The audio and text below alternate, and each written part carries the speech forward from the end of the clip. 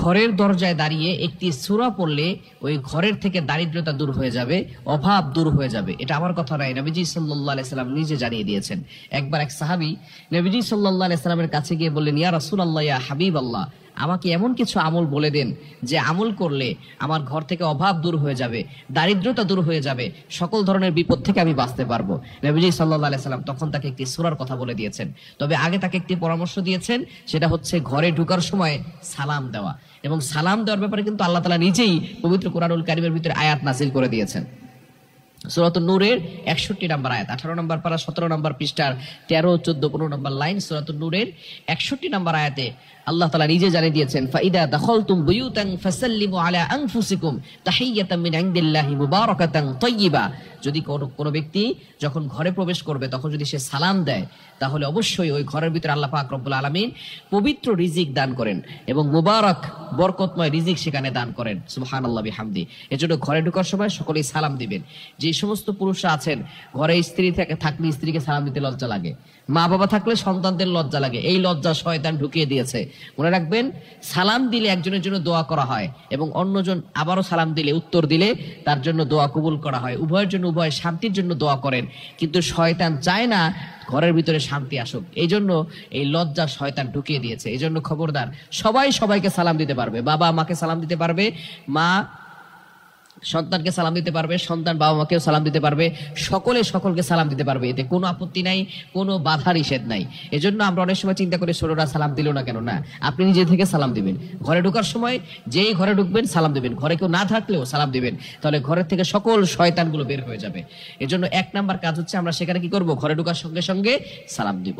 এরপরে নবীজি সাল্লাল্লাহু আলাইহি সাল্লাম বলেছেন, যখনই তুমি ঘরের সামনে যাবে দরজার সামনে দাঁড়িয়ে একটি সূরা পড়বে, সেই সূরাটি হচ্ছে সূরাতুল ইখলাস। সূরা ইখলাসের ভিতরে অনেক ফজিলত রয়েছে। নবীজি সাল্লাল্লাহু আলাইহি সাল্লাম যখন কালিমার দাওয়াত দেওয়া শুরু করলেন, তখন মক্কার কুরাইশরা বলা শুরু করে দিয়েছে, মুহাম্মদ তুমি কোন আল্লাহর কথা বলো? এই আল্লাহ কি একজন নাকি কয়েক হাজার? অর্থাৎ আমরা তো অনেক কোটি কোটি দেবতার পূজা করি, তোমার আল্লাহ কয়জন? তখনই আল্লাহ পাক রব্বুল আলামিন তাদের জন্য এই সূরাটি নাযিল করেন, সূরা ইখলাস। কুল হুয়াল্লাহু আহাদ আল্লাহুস সামাদ লাম ইয়ালিদ ওয়া লাম ইউলাদ ওয়া লাম ইয়াকুল লাহু কুফুয়ান আহাদ। আল্লাহ তাআলা এক, অদ্বিতীয়, তিনি তার প্রতি কোনো মুখাপেক্ষী নন। তিনি কারো প্রতি মুখাপেক্ষী নন এবং তার কোনো সন্তানও হয় নাই এবং তিনিও কারো থেকে জন্মগ্রহণ করেননি। এই আল্লাহ তাআলার পরিচয় দিয়ে সূরাটি নাজিল করা হয়েছিল। সুতরাং এই সূরার এতটা ফজিলত রয়েছে, যে ব্যক্তি একবারে সূরা ইখলাস পড়বে, আল্লাহ পাক রব্বুল আলামিন সাথে সাথে তার যেই আছে কোরআন শরীফের 10 পারা কোরআন শরীফ পড়লে যে সওয়াব হয়, সেই সওয়াব আল্লাহ পাক রব্বুল আলামিন তার আমলনামায় দিয়ে দিবেন। যদি 3 বার পড়ে তাহলে 1 খতম কোরআন পড়ার সওয়াব। সুতরাং আপনি যখন ঘরের সামনে দাঁড়াবেন তখন 3 বার সূরা ইখলাস পড়বেন। প্রথমে সালাম দিবেন, সালাম দেওয়ার পরে 3 বার সূরা ইখলাস পড়বেন, এরপরে ঘরে প্রবেশ করবেন। আল্লাহ তাআলা ঘরের ভিতর থেকে সকল অভাব দূর করে দিবেন, বিপদ থেকে ঘরটাকে হেফাজত করবেন, বিপদ থেকে মুক্তির ব্যবস্থা করে দিবেন। সকল ধরনের অভাব দারিদ্রতা থেকে আল্লাহ তাআলা মুক্তির ব্যবস্থা। ভালো স্বামীর 5টি চিহ্ন থাকে। আপনার স্বামীর মধ্যে যদি এই 5টি চিহ্ন থাকে তাহলে বুঝে নেবেন যে আল্লাহর পক্ষ থেকে আপনার জন্য এই স্বামীকে নিয়ামত স্বরূপ আপনার কাছে পাঠানো হয়েছে বা আপনার জন্য আল্লাহ কবুল করেছে। অতএব সময় থাকতে এই স্বামীর কদর আপনাকে করতে হবে। আর স্বামীরা যারা শুনছেন, আপনার মধ্যে যদি এই 5টি গুণ না থাকে তাহলে আজকে থেকে ট্রাই করেন আপনার ভিতরে, আপনার জীবদ্দশা এই 5টি আমল আপনার ভিতরে নিয়ে আসবেন, এই চিহ্ন আলামত গুলো আপনার মধ্যে নিয়ে আসবেন। তাহলে দুনিয়াতেও সুখী থাকতে পারবেন ইনশাআল্লাহ। আশা করা যায় পরকালেও আল্লাহ পাক আপনাদের স্বামী স্ত্রীকে জান্নাতের মধ্যে একই সাথে রাখবেন ইনশাআল্লাহ। 1 নম্বরে আল্লাহ রাসূল সাল্লাল্লাহু আলাইহি ওয়াসাল্লাম বলেন যে স্বামী যা খাবে স্ত্রীকে তা খাওয়াবে। স্বামী যে মানের খাবে স্ত্রীকে সেই মানের খাওয়াবে। অনেকে বলতে পারেন যে হুজুর আমি তো বিড়ি খাই, আমার স্ত্রীকে বিড়ি খাওয়াবো? না, এটা করা যাবে না। নিজেও খাবেন না, স্ত্রীকেও তো হারাম জিনিস খাওয়ানো যাবে না। অতএব আপনি যে মানের খাবেন এই মানের খাবার স্ত্রীকে খাওয়ানোর চেষ্টা করবেন ইনশাআল্লাহ। 2 নম্বরে আল্লাহ রাসূল সাল্লাল্লাহু আলাইহি ওয়াসাল্লাম বলে স্বামী যে মানের পোশাক পরিধান করবে ঠিক সেই মানের পোশাক স্ত্রীকেও পরানোর চেষ্টা করবে। আপনি যেমন দামি দামি পোশাক পরিধান করেন, আপনি স্ত্রীকে একদম কম দামি পোশাকগুলো কিনে দেন, এটা করা যাবে না। তার সাথে একটু সামঞ্জস্যতা রেখে তাকে সন্তুষ্ট করে তাকে আপনি পোশাক কিনে দেবেন। অনেক স্বামী আছে এরকম যে তারা মাসে মাসে ড্রেস নেয়, মাসে মাসে নতুন পোশাক নেয়, কিন্তু স্ত্রীকে বছরেও একটা দেওয়ার প্রয়োজন মনে করে না।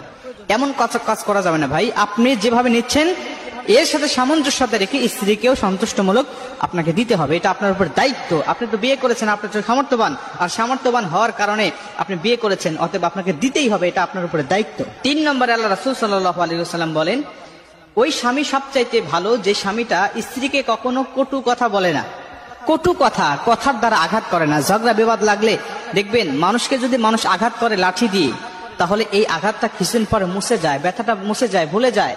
কিন্তু কথা দিয়ে যদি কোনো মানুষকে আঘাত করা হয়, এই কথাটা মাঝে মধ্যে এমনটা যন্ত্রণা দেয়, এমন ভাবে মনে পড়ে যে যন্ত্রণাটা মানুষ ভুলতে পারে না।